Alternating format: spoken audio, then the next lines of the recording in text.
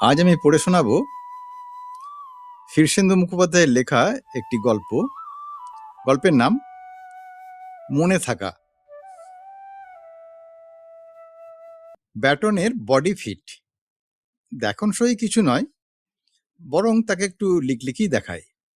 আর রংখানা ঘোরতর কালো, এতই কালো যে কপালের সীমানা থেকে কোথায় তার মাথা ভর্তি জংলা চুলের শুরু সেটা বোঝাই মুশকিল। এই চুল নিয়েও ব্যাটনের খুব গুমর। মাথার ওপর তার চুল এমন চূড়ো হয়ে থাকে যেন কালো টোপর। নাকতলা বিবাদী বাগ একখানা মিনি বাস চালায় ব্যাটন। হাত চমৎকার। আজ অবধি no accident, no licence capture. Police যাত্রাকে মিনি বাসের ড্রাইভাররা দু চোখে দেখতে পারে না, কিন্তু ব্যাটনের ঠিক উল্টো। পুলিশকে তার খুব শ্রদ্ধা ভক্তি, কারণ সে নিজেই পুলিশের চাকরি মনে প্রাণে চেয়েছিল, হয়নি। যা চাওয়া যায় তাই কি আর ভগবান দেন? দুবার ইন্টারভিউ দিয়ে ফিরে আসে। তার 2 নম্বর পছন্দ ছিল ট্রাক ড্রাইভার। তার ট্রাক কিছুদিন সে চালিয়েছিল, কিন্তু সেবার দুমকার কাছে ট্রাকে ডাকাত পড়ায় প্রাণে বেঁচে গেলেও আর ও কাজ করতে সে সাহস পায়নি। মিনি বাস চালানোটা তার 3 নম্বর পছন্দ। না, সে খারাপ নেই। নাকতলা ডালহৌসি মাকুমারা ছাড়াও মাঝে মাঝে বরযাত্রী নিয়ে যাওয়া বা পিকনিক পার্টি নিয়ে এধার ওধার ট্রিপ মেরে আসা, সব মিলিয়ে ব্যাপারটা কিছু খারাপ নয়। সপ্তাহে একদিন ছুটি, আর সেদিনটা সে বসে না থেকে একবেলা ট্যাক্সি চালায়। আজ তার ছুটির দিন।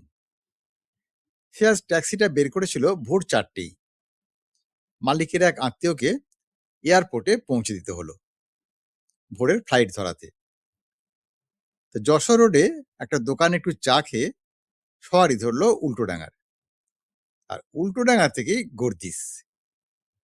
কপালে জুটলো একটা রুগী, পুরো ভুকা পাটি, গরিব বুবড়ো চেহারা। একজন বুড়ো মানুষকে নিয়ে একটা মেয়ে আর একটা ছেলে কাঁদতে কাঁদতে উঠলো গাড়িতে।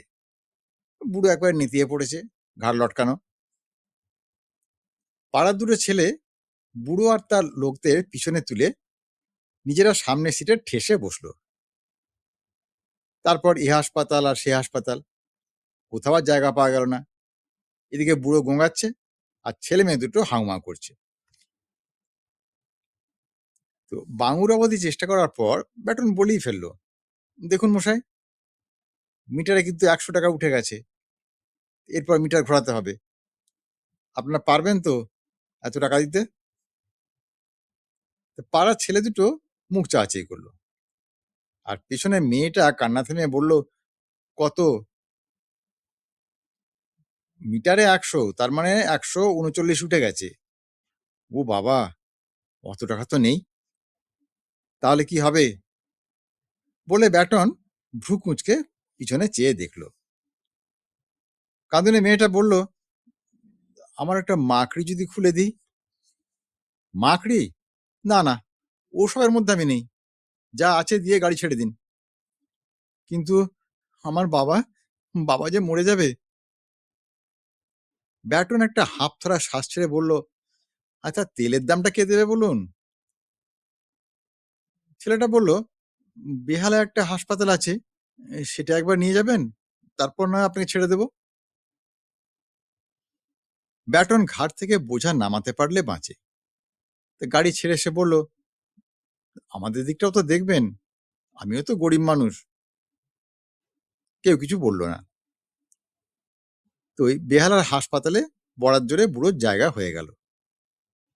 ভাড়ার জন্য গাড়ি নিয়ে বাইরে দাঁড়িয়েছিল ব্যাটন। পুরোটা না পেলেও যদি কিছু পাওয়া যায়। ট্যাক্সি চালাতে গিয়ে আর ঝকমারি হলো, অন্তত 250 টাকা খরচা।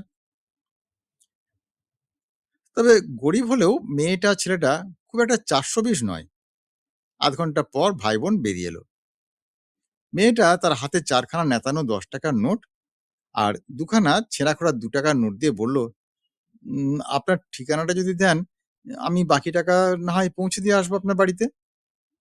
না না, ছেড়ে দিন, লাগবে না। না, না শুনুন না। উম আমরা গরিব বটে কিন্তু লোককে ঠকায় না। আমার বাবা মাস্টার ছিলেন। ঠিকানাটা দিয়ে রাখুন। তো কবে পারবো জানি না। বাবাকে ভর্তি করিয়েছি। এখন কি হবে কে জানে? অনেক খরচ। কিন্তু হাতে কিছু এলেই আপনাকে দিয়ে আসবো। তো ব্যাটন ঠিকানাটা একটা কাগজে লিখে দিয়ে বলল, "আমাকে বাড়িতে পাবেন না। তবে আমার বুড়ি মা আছে, তাকে না হয় দিয়ে আসবেন আপনার নামটা বলে।" "আপনার নামটা কি যেন?" "অনিমা।" ব্যাটন পালিয়ে বাঁচল। না, অনিমা টাকা দিতে আসেনি। ব্যাপারটা ভুলেই গেছে ব্যাটন। কটায় বা টাকা? ৩ মাস পর এক বর্ষাকালে মিনি বাস চালাচ্ছিল ব্যাটন। সকাল থেকে ঘন ঘোর বৃষ্টি। দুপুরের মধ্যেই কলকাতার জলে ভাসতে লাগলো প্রায়। ডালহৌসি থেকে বেলা 12:30টায় যখন বাস ছাড়লো ব্যাটন, তখন রাস্তায় ১ ফুট ১.৫ ফুট জল আর মোড়ে মোড়ে জ্যাম। টার্মিনাসে পৌঁছেই গাড়ি তুলে নিতে হবে। আজ আর গাড়ি চলবে না। ব্যাটন নানা রাস্তায় ঘুরিয়ে জ্যাম আর জল কাটিয়ে নাকতলা পৌঁছানোর চেষ্টা করছিল। বাসটা জমা করে বাকি দিনটা শুয়ে বসে কাটানো যাবে। ফুটুসের বাড়িতে তাস খেলাও যেতে পারে, আর নইলে মদনদার বাড়িতে ভিডিও। তো গাড়িটা যখন ভবানীপুরে এসে পড়েছে, তখনই বিপত্তি। সামনে বিশাল জ্যাম। পাশের লোকজন যারা ছিল, তারা জ্যাম দেখে সরকারকে গালাগাল দিতে লাগলো। কেউ কেউ আবার ড্রাইভারকে নানা পরামর্শও দিচ্ছে। ফালতু কথা। একটা মেয়ে পিছন থেকে ড্রাইভারের কেবিনে উঁকি মেরে বলল, গাড়ি আর যাবে না না? তাচ্ছিল্যের চোখে মেয়েটার দিকে একবার চেয়ে ব্যাটন বলল, কোথা দিয়ে যাবে? কিন্তু আমার যে একটু তাড়া আছে। ও কিছু করা নেই। নেমে যদি অন্য কিছু ধরতে পারেন তো দেখুন। একটু কেমন যেন লাগলো ব্যাটনের। ৩ মাস লম্বা সময়। আর মেয়েটারও সেদিনকার মতো আলুথালু অবস্থা আজকের নয়। একটু সেজেছে, নীল শাড়ি, চুল খোঁপায় বাঁধা, কপালে টিপ। তবে ব্যাটন ঘাঁটল না, চেনাও দিল না। কি দরকার? কিন্তু মেয়েটা তার দিকে চেয়েই আছে। একটা চোখের কোণ দিয়ে লক্ষ্য করলো ব্যাটন। আচ্ছা শুনুন, আপনার মুখটা যেন খুব চেনা চেনা ঠেকছে। ব্যাটন একটু হাসলো, কিছু বলল না। আচ্ছা, আপনি তো আমার বাবাকে হাসপাতালে পৌঁছে দিয়েছিলেন না? হ্যাঁ, তা আপনার বাবা কেমন আছেন? ভালো। ওটা স্ট্রোক ছিল না। ২ দিন পরেই বাড়িতে নিয়ে আসি। বাহ! ভালো। দেখুন, আপনার টাকাটা কিন্তু আমি এখনো শোধ দিতে পারিনি। আরে তাতে কি আছে? ওটা ভুলে যান। ভুলবো? ভুলবার কি উপায় আছে? কত ভদ্র ব্যবহার করেছিলেন আপনি সেদিন। এটা কি আর সহজে ভোলা যায় বলুন? না, না, ও কিছুই করেনি। ওরকম তো সবাই করে। আপনি কি মিনি বাস চালান? সব চালায়। Mini, taxi. তো কোথায় যাবেন? নাকতলা। আমার কাকার বাড়ি। ও, বসে থাকুন। আসলে আমাকে আবার উল্টোডাঙায় ফিরতে হবে তো। ও, আজই ফিরবেন? পারবেন বলে তো মনে হয় না। বাইরে প্রবল থেকে প্রবলতর জোরে বৃষ্টি পড়ছে। চারিদিক ঢেকে গেছে ধুন্ধুমার বৃষ্টিতে। রাস্তায় জল বেড়ে যাচ্ছে। আতঙ্কিত মেয়েটি বলে, না ফিরলেই যে নয়। দেখুন, তাহলে তো আজকে না বেরোলেই ভালো করতেন। না, উপায় ছিল না যে। তো কেন উপায় ছিল না তার জানতে চাইল না ব্যাটন। গরিবের সংসারে কত রকম দরকার এসে হানা দেয়। সে বলল, ওয়েদার ভালো হলে ফিরতে পারবেন। বাস ইঞ্চি ইঞ্চি করে এগোতে লাগলো। জলময় ভবানীপুরে বিস্তর গাড়ি ফেঁসে রাস্তায় ব্লক তৈরি করেছে। কাটিয়ে এগোনো খুব ঝামেলা। অখণ্ড মনোযোগে বাসটা চালাচ্ছিল ব্যাটন। নাকতলা টার্মিনাসে যখন বাস থামলো, তখন ২-৪ জন ছাড়া বাসে আর যাত্রী ছিল না। প্রচন্ড বৃষ্টিতে চারিদিকে লঙ্কাকাণ্ড হয়ে যাচ্ছে। মেয়েটা জড়সড় হয়ে দাঁড়িয়ে, হাতে একটা বেন্টে ছাতা। এই বৃষ্টিতে ছাতা অবশ্য কোনো কাজেই লাগবে না। ব্যাটন ড্রাইভারের সিটে বসেছিল, নামেনি। তাড়া নেই। তো মেয়েটার দিকে চেয়ে বলল, কি করবেন? মেয়েটা ম্লান মুখে বলল, আজ যে কি বৃষ্টি! একটু ইতস্তত করে মেয়েটা নামলো এবং প্রায় সঙ্গে সঙ্গেই প্রবল বৃষ্টি ঝড়কায় আবজা হয়ে গেল। কোথায় গেল কে জানে। ব্যাটন মেয়েটার কথা একটু ভাবলো। টাকা শোধ দিতে চাই, তার মানে মেয়েটার স্বভাব ভালো। ভালো স্বভাবের লোকজন দুনিয়া থেকে তো আস্তে আস্তে কমেই যাচ্ছে। 10 মিনিটের মাথায় পানুর চায়ের দোকানে বসে মেয়েটাকে ভুলে গেল ব্যাটন। আর মনে রাখার কোনো কারণও তো নেই। দিন 15 বাদে নাকতলা টার্মিনাসে বেলা 2টোয় গাড়ি নিয়ে ঢুকি ব্যাটন স্টার্টার শুভ্রুর কাছে শুনল কি একটা মেয়ে তার জন্য অপেক্ষা করছে। তো শম্ভুর দোকানে বেঞ্চে বসে আছে অনেকক্ষণ ধরে, আর তারপর গরমটা পড়েছে আলিসান। ব্যাটনের মেজাজ আজ টপে ছিল, কিন্তু এই খবরটা শুনে একটু যেন নরম হলো। তাহলে কি সেই ভালো মেয়েটা নাকি? অনিমা না কি যেন নাম? অনিমাই শম্ভুর দোকানে বেঞ্চের কোণে বসে বসে গরমে ঘামছে। আরে কি খবর? অনিমা ম্লান একটু হেসে বলল, দেখুন, ধার কবে পুরো শোধ হবে জানি না, তবে আজ কিছু দিয়ে যাচ্ছি। ব্যাটন অবাক হয়ে পড়ল, আরে সামান্য টাকার জন্য অত ব্যস্ত হচ্ছেন কেন? দেখুন, আপনার কাছে সামান্য, কিন্তু আমাদের তো ঋণটা রয়ে যাচ্ছে। মেয়েটা তার ব্যাগ থেকে একটা ময়লা 50 টাকার নোট বের করে তার হাতে দিয়ে বলল, আজ আর এর বেশি পারলাম না।